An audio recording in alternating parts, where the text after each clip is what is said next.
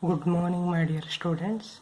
In today's class, we are going to discuss about pulse position modulation.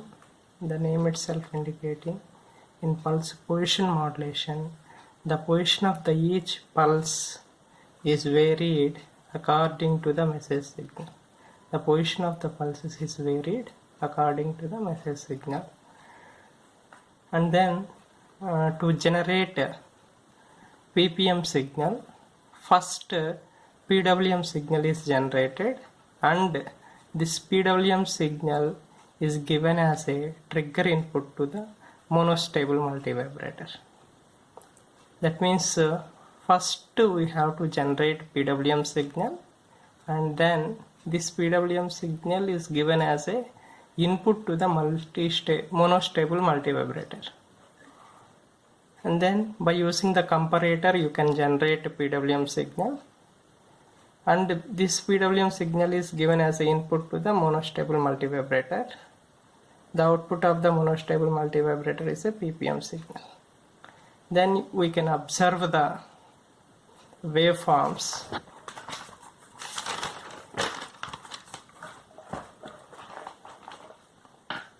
And already we observed in PWM waveforms, this red color waveform is a sawtooth waveform, and this black color waveform is a message signal, and this is the PWM waveform.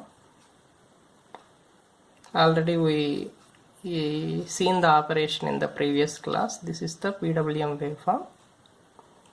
And then if you observe the PWM pulse, this is the PWM pulses.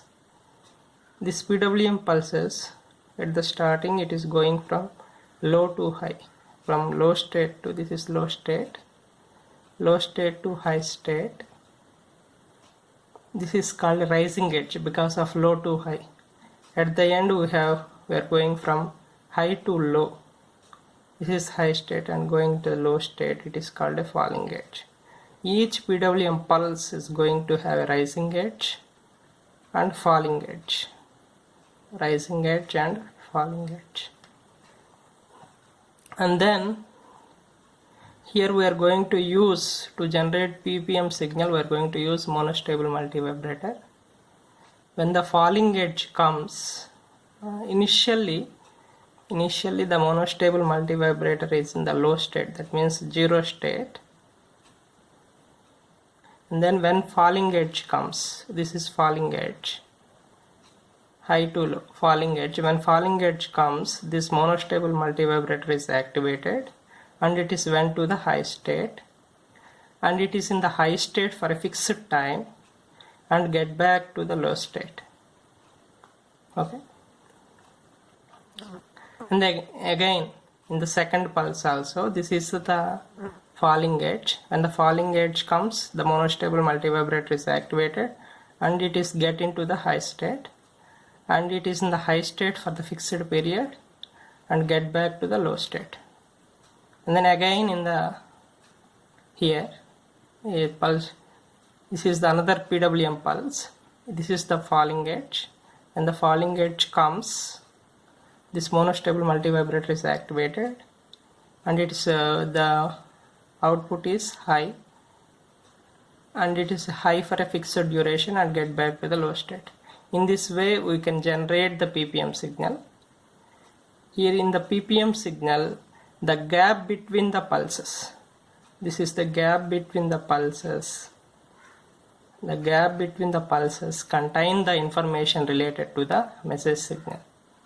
It consumes less power compared to the PWM signal. Here the pulse width is low. The pulse width is not varying. We are going to have a fixed pulse width, therefore the power consumption also low. This is about PPM signals.